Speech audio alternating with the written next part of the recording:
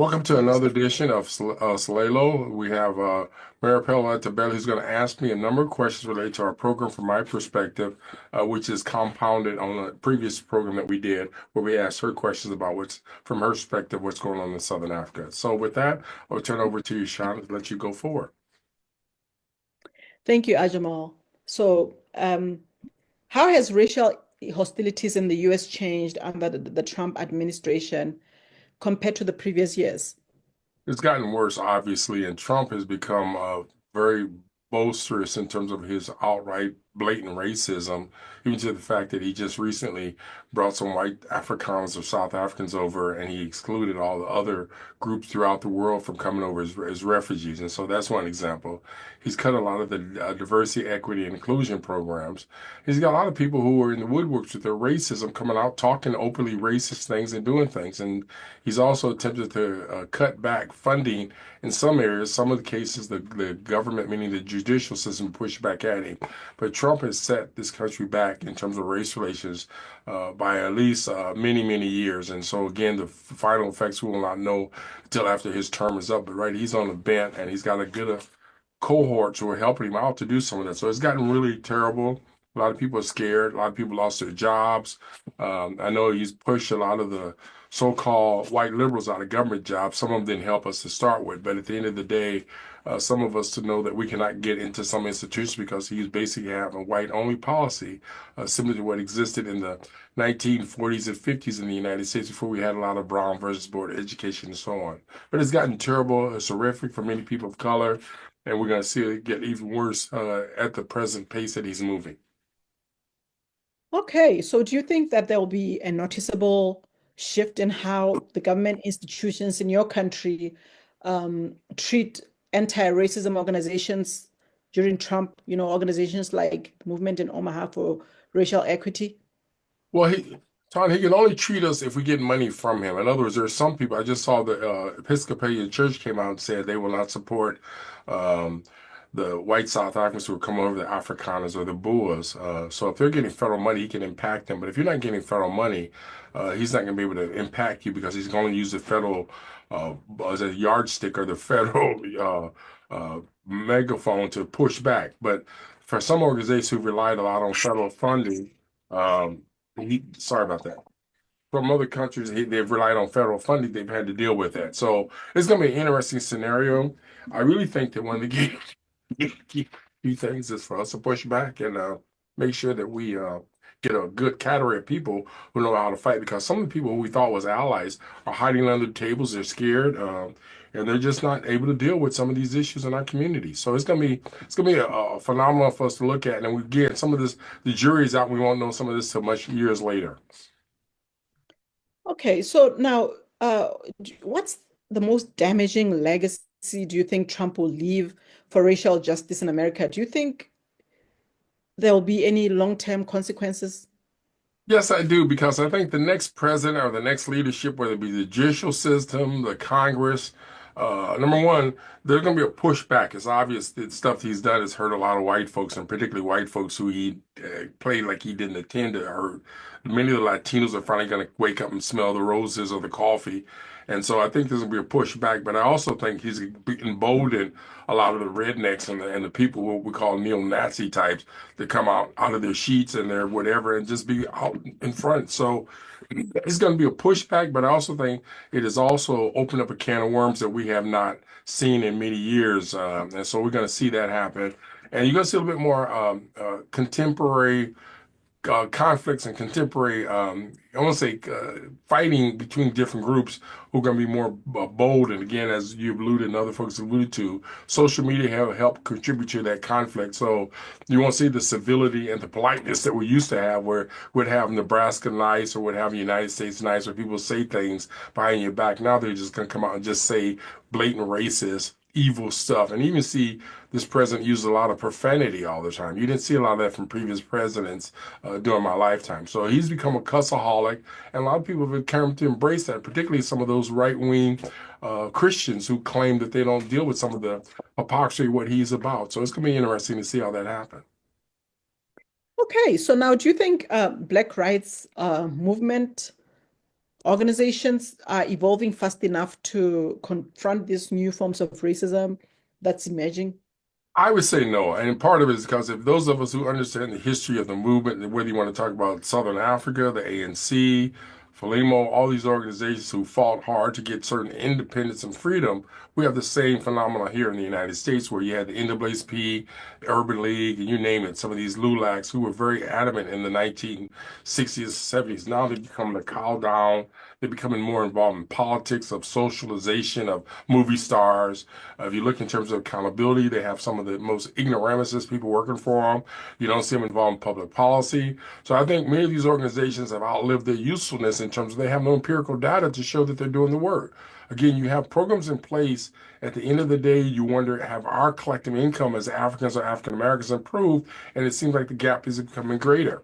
Again, I saw an article recently that says it would take us like 2 to 3 generations if we had great increases for blacks in the United States to achieve parity with whites in terms of their wealth and incomes. Again, slavery had a tremendous impact on our culture and our communities and our income that we cannot pass intergenerational wealth like many of the other white groups in our society. And many of these folks who work in these institutions, whether universities or education, they don't want to talk about it.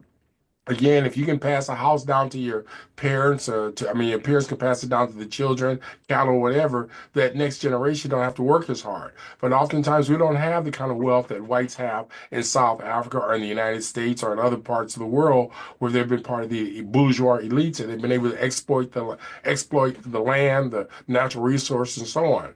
As I saw an article recently, France does not produce any gold, but look how much gold they have in their reserve. You look at the Vatican, again, how much gold do they have that they've gotten over the years from the colonization of native people in the more South and North America? So those are kind of things, generational wealth. We need to talk about that, includes the insurance company. And if we don't, we're not going to do anything. And I know the current incompetent buffoonery institutions that claim to be doing civil rights don't really have a roadmap or strategic plan to deal with it. And that's one of the things I think we need to do more is get more people who can compare ourselves to other income groups and say, are we really getting better? Are we just getting better with Michael Jordan and LeBron James and those millionaires or Beyonce? At the end of the day, what they make or Oprah Winfrey does not impact us collectively as a community. Okay, then how would you assess, the unity and strength of Black rights movements, in this era? What's going on? Well, you gotta remember that we have government entities like the FBI who have was it Pro, I mispronounced it, where they actually attack and they divide and rule. We have organizations, the FBI, the Attorney General Office, the public auditor, all of these entities work against black people being united. And oftentimes what they do is they put traitors in our midst, or they put people who are anti us and fake it like they're about our community. So I just would argue very strongly that we just have not been as effective because we've had these entities in our midst and retard our progress, or at least dampen our progress. And we call them buffer elites, buffer Negroes. And those are the things that I think have stopped us from going forward. So I wouldn't give a lot of them credit for what they're about today. Hmm. Okay, now, I'm very interested in the Black rights movement, if I can call it that. And I'm just wondering if, what's happening, all this blatant racism that we're seeing on the international stage, how is it shaping how organizations like yours are, organizing and mobilizing now? How is it gonna impact you? It's going to be even more difficult. And Shauna, here's the point I want to make. When we started this program, we reached out to the United States International Development. We reached out to a couple of the embassies and people who work in the State Department. And we didn't get much of a response from them because they got their heads in the buttocks of folks who are just oppressing us. So I think it's going to be even worse because, again, some of the State Department people who might have been progressive, they were eliminated. Again, we didn't have access to them. But the amount of money we spend in the State Department, foreign aid, and so on, you think they would have more non-governmental agencies like more helping direct recipients or people in developing countries such as Botswana, Southern Africa, Namibia, you name it, Malawi, Kenya, and so on. So if you got these gatekeepers who are not letting us into their circle and the government is pushing back at the very apparatuses that can help people like us go person to person, family to family, again, you don't have bureaucratic red tape when you have a person getting direct aid from an organization that knows them individually and know their financial need. And we've also been to these families, young women and women. We've interviewed them. We know what their plight are. They're not working in Ministry of Health or Ministry of Agriculture, or whatever. They're working in their communities trying to support their children and their families. And so the more that we can get are connecting to those individuals at the grassroots level, or those who are suffering from malnutrition or basic food issues, to go direct, we're going to see an improvement in those families' lifestyle, and of course the quality of life improve in those respective countries. And again, I think we need to talk about that more, because right now the bureaucratic conversations that go on, they're talking in circles, and they don't really help transform those individuals' income, wealth, and sustainability of quality housing, utility, electricity, and things like that. Um, I was surprised by the number of people who voted Donald Trump, and he had told everybody what he was going to do, and they voted him because they believe in him, I believe. Okay. So now, what do you think? Did that surprise you that that many people support him, and which means they want what he's doing right now? Yes, it surprised me in one sense. I didn't think people were that gullible and stupid to go for some of the okey doke that he said. Like we said from day one, he's become a dictator. He's starting to do all that right now by reshaping the American political landscape and the scene. And you got all these pundits and editorial writers and stuff analyzing his stuff and so on. But at the end of the day, they were sitting there making it like a buffoonery show. Trump got a lot of media attention. I mean, he got more media attention than the people who advertised almost. But I also think there's something inherently racist about the United States. It's been that way for over 450 years, and the fact that even slaves. Can I just jump in Yes. right there, because that's where I was trying to lead you to. Now, what does that mean to you as an African American? The fact that you were there at the during the civil rights movement, and you are here now. What do you think the lull in between meant, and what do you think is going to happen to African Americans in America? Well, I think we're gonna have to regroup and figure out who are real folks to help us lead us out of this cesspool, because right now it's becoming worse. And again, we also gotta make sure we get them dummies out of our Black Studies department and these so-called ethnic studies programs that are not focused on our community. Again, for example, in Omaha, the chair at one point had some crouton luncheon to celebrate 50th anniversary, when we got people suffering in our community. We got drive-bys, crime, you name it, poverty, and so on. And so unless we're using these entities to push back, even the social work department is useless in our community. I haven't seen a social worker in our community in years. So my point back to you is, if we don't bring all these folks in together, and again, it has to be a collective process. What's that expression? That, yeah, even a spider web can tie up a elephant. Or again, there's things we can do collectively. And in Setswana, we use the expression, I'm translating it in English, people only people through other people. We have to begin to start to see ourselves as a collective group and not as individuals. And I think that's how we're going to be able to address some of these issues that we're facing today. So I remember we once had a conversation about you having been a Peace Corps volunteer in Botswana back in the day. And that means I know you have like a long-running interest in what's happening in Africa.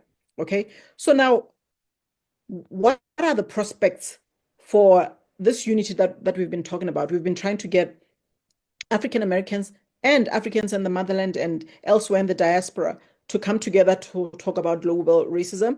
And when we started, people were thinking that we were not all up there, but now they see it happening. So what do you think do you think it gives us an opportunity to come together as Black people everywhere in the world to really try to push back at racism? Right. And I think that one of the things that I keep going back to is like the Bible was Plocky's book, Native Land Act of 1913. And so the more we know about each other, the more we can go forward. Back in 1913, there were Southern Africans, folks who were trying to get out of apartheid and their land redistribution crap that got pushed on them to take their land away. The more we know about each other, the better off we are. I have a whole different perspective of Southern Africa, particularly the African continent, having spent 2 years there, saying that at the end of the day, we come from the same flesh and blood. There's mannerisms that are so much exactly like each other. And I think there's so much in common. And I think we got to do is we have to have more international visits, interaction, conversations. Even in Omaha, we have a great Sudanese population situation, and we don't have the kind of relationship that we should have as Africans throughout the diaspora, the Africans who throughout the world. And so we need to build that up. And again, through social capital, again, we can reverse some of the craziness that's happening. But we can't do these little frivolous, silly trips that people go over to Ghana or whatever and do a little symbolic stuff, come back and don't have any linkage. Hey, how do we help those people with foreign aid? We're giving billions and billions of dollars to countries who are in war, military armament. Again, we just saw Saudi Arabia just got through giving President Trump a free airplane that's worth millions of dollars. That money could have been better spent on food to help people in Gaza and help feed poor people throughout the world. But again, it speaks very strongly about the Saudi Arabian government and the elitism that is taking over this world. I heard one of the astrophysicists say, who's real famous, say if you took all the $100 bills that Muskrat has and laid them side by side, you could circle the globe with $100 bills with all the money he has of 300 some billion dollars. And he says you also can have enough money maybe to go to the moon. And as he put this in those kind of graphic terms, I'm like, what kind of situation do we have that allows us to let somebody get that kind of money, except somebody stealing, as Malcolm X would say? So I think we have to learn how to get Africans together, African Americans, and have these conversations so that we're not going through many of these kind of negativities that we face in our communities. Tell me about Langley. You know that black military guy who comes to Africa and who's trying to get Traore in Burkina Faso overthrown and all that. Oh, you talking about that black general who's out there shuffling and being a Yeah, tip head that off the guy. time? I never heard of the bootlicker until I saw his face, and I saw he's got so many ribbons on his shoulder. I thought they painted him on there. They look kind of silly if you look at him. Like I never heard of him. I mean, you heard of Colin Powell and all those guys, but this guy must have been created by the CIA and put out as a mannequin to be out there. But I don't know. Again, I understand how people love money and they love their jobs and they're willing to forfeit their I integrity. mean, that guy and Obama, for instance, Obama is the one who really pushed certain social Western values on Africans that everybody was up in arms against. And you have him. So, I mean, do you need, I don't know what kind of a tokenism thing, I don't know what to call it, that you need than those two people who are basically being used by the white folks to try to gain some influence on Africa. And, it is so pathetic. It's It's just embarrassing. yeah, It's it's so very embarrassing embarrassing. that it's like, are we that dumb as people? I mean, you look at the history of the role of the What CIA. about him? How do you think he feels having to go to Africa and trying to No, foment no, public? I don't think he feels anything. I think the money's what drive him. Some people that's their mentality level. I think the fact that he's in that position, he's got his handlers, and again, we see local examples of that here in Omaha. We got Empowerment Network, we got organizations. They're not doing anything for the grassroots people at the bottom. They're doing stuff for themselves. Their income are increasing, but at the end of the day, he has no conscience. And Malcolm X used to say, "How can you have the fox guarding the hen house? If somebody has no values and they don't care and they lynch people and do the stuff they've done to us." What think you're going to get a sense of integrity or religious righteousness to do things fair? I mean, we look at Saudi Arabia, I use them example. They actually cut up a person and shredded him up, and then they turn around and the government blinked the eye and then went back to doing business with those kind of clowns. Again, I just hope that at some point we start to realize that the people in those positions are token. They're no use to us, and at the end of the day, we just have to ostracize them and work around them. Do you know what Kamala Harris is up to these days? Do you ever see anything about You her? know what? I think she's quiet as a church mouse. I heard she wants to run for governor, but again, she became the vice president through her own, through again her expertise of doing stuff. But I don't know if she's going to be a scene to be reckoned with because there's this whole negativity about her. Number one, being from where she's from, and number two, she has a background that is still coming back to hunt her as a prosecutor against black folks, and so she didn't have the charisma as Obama. She had that kind of biracial thing going for looking like a Cape Town colored. But at the end of the day, I don't think she's going to be able to be a force to be reckoned with because, again, it has to be organic. And when she was a vice president, she was quiet as a church mouse. I do know that the one of the local women here from here was on her cabinet or in her department and had to quit because she ran a very toxic environment. So at some point, when people don't have that Mandela impact or whatever, they don't have that charisma, they're going to just kind of float out. You can see their true colors. Again, sometimes But we do, hope but that do you people, think but do you think we need charismatic people to lead? I mean, I know that that's what drives crowds to or attracts crowds to a personality. But whenever somebody is that elevated, from a minority group, we know what happens. They always get co-opted at the top. So when are we going to learn that we need to depend on ourselves as, different groups of, marginalized people everywhere in the world, including as women? You said something earlier that hit me. Again, sometimes we don't hear, sometimes we don't see. Again, sometimes we vote against our own interests. And sometimes we have to have a person who can deliver the speeches like Malcolm X, Martin Luther King, Sojourner Truth, Harriet Tubman. Even your president is a very charismatic person. You listen to him talk, he has a very sweet tongue. He speaks very well. But at the end of the day, I would argue the fact is that you need that to get in position. The catch is, can they deliver on all the things they say? Again, you have to persuade people from the status quo because we want to hear the good things. We not always believe them, but I think you need a certain shot of charisma to be able to get in leadership. The catch is, how do you carry it forward? A good example is the guy who's who's the president of South Africa. He's not a great speaker, and he's basically got in office by default, I think, because he was part of the ANC. But at the end of the day, you're going to need somebody who's coming along who can speak well, but who also has good administrative skills. And oftentimes that's hard to follow or find in leaders in our respective countries. And we haven't seen No, that I in quite think a in while. America, it's very different because, you know, people are taught from a young age that if you have aspirations, there's the pathway to achieving them. Unlike here, us in Africa, anybody who thinks that, you know, I don't know, anybody who thinks that they can do it just basically goes for whatever position that they last after. That's why a lot of our leaders in Africa are uneducated. I'm not saying uneducated people cannot lead, but what I'm saying is if you want, African countries to get better in all the various what do you call it, metrics that are usually mentioned when people are talking about development and things like that. You need people who can think at certain levels. And actually, let me put it to you. I know that I'm asking questions, but I'd like us to explore one little issue. Today, today there was a lady who is a permanent secretary, like the equivalent of a secretary of department in your country, okay, of education. So this woman said, oh, she made some pronouncements at a public accounts committee for the National Assembly in my country.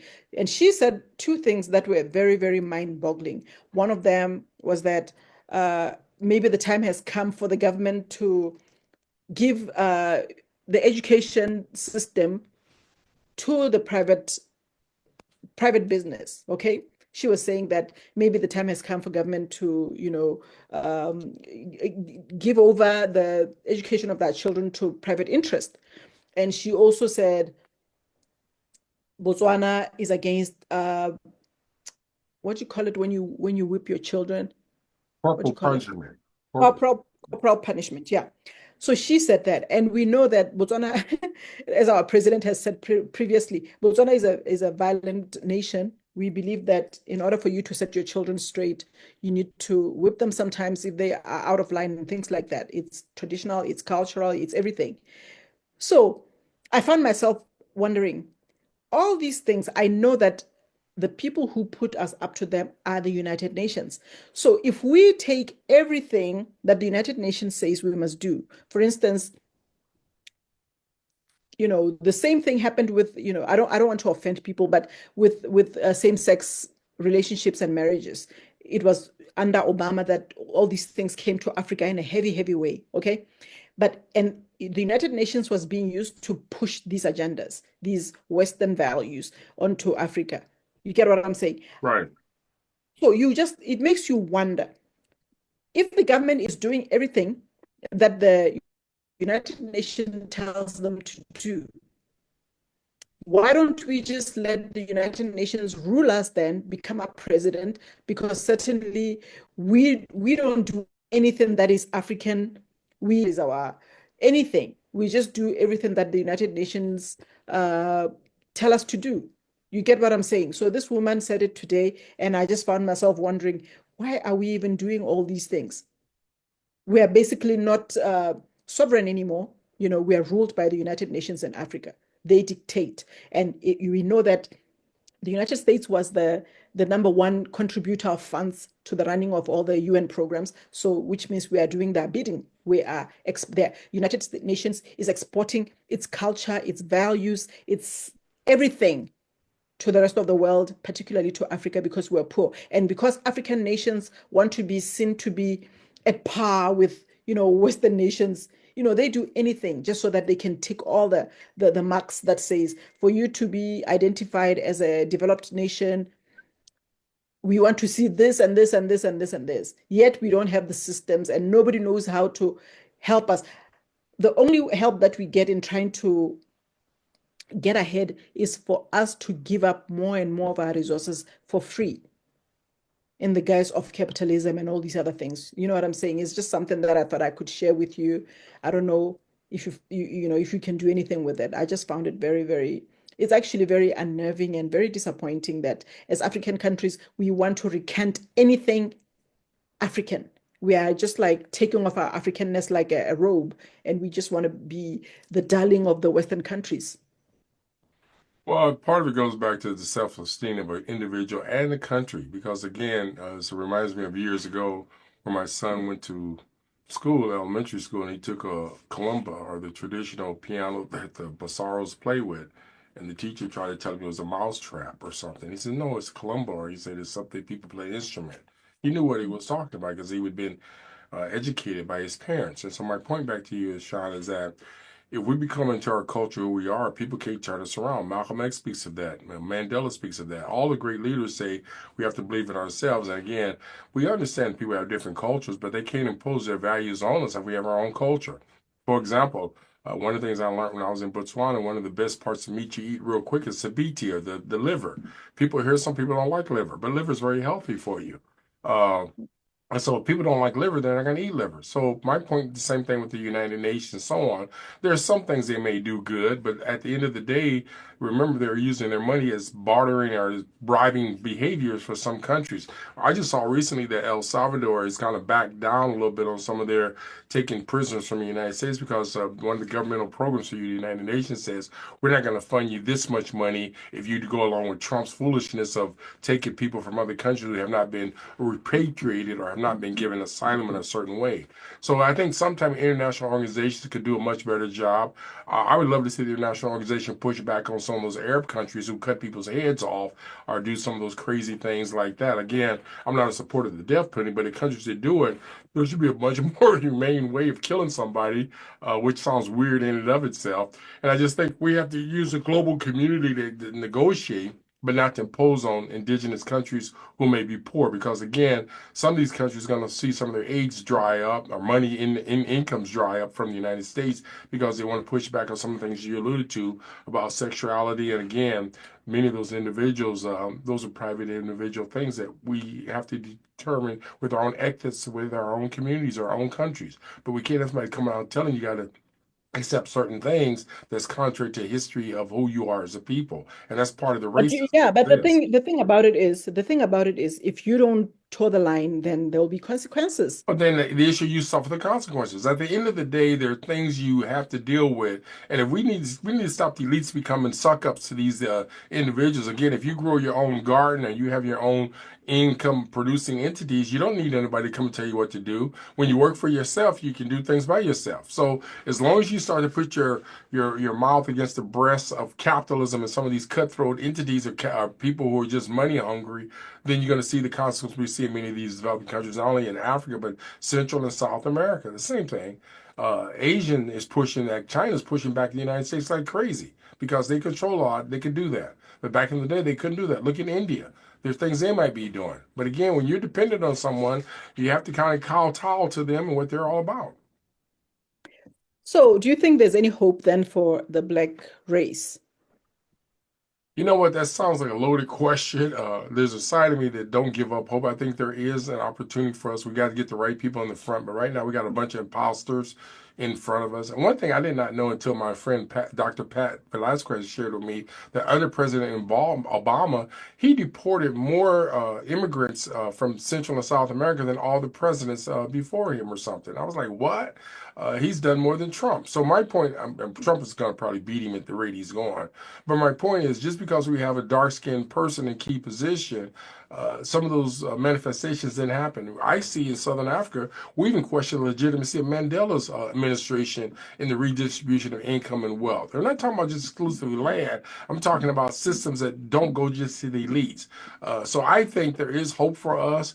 And again, the thing is, as Martin Luther King said, I may not get there with you, but I'm continue to fight for it because it is that faith and belief that I have in us as a people and the relationship I've had with folks who look like me and share my same pigmentation and those of us who have a love of people who are again from the motherland. But I think we got again to not give up because if we give up, then I think it's going to be some of the stuff we're facing today. All right.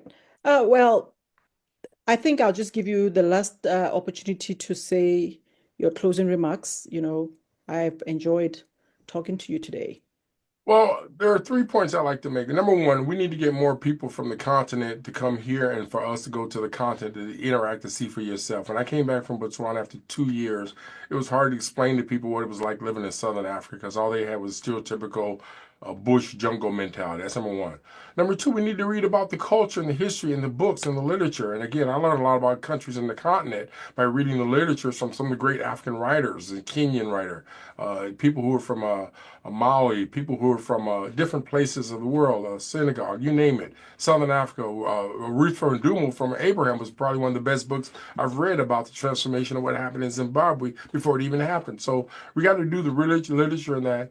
And then the last thing I think is probably the most important is that we got to look at the demographics. If we are making sure there's income distribution from the government, it should go proportionate to those who have the greatest needs, not to the elites, the bourgeois, the sellouts, the bootlickers, and so on. So I would love to see us do a much better job of tracking foreign aid that goes to less to military, more towards people who are facing some of the calamities of their environment, from climate control to you name it, and do that. And if we do that, I think we'll have a much better society. But again, we have to have inner cooperation between different countries, different people. And again, as one of my former supervisors says, as we start to build these bridges, it start one person at a time.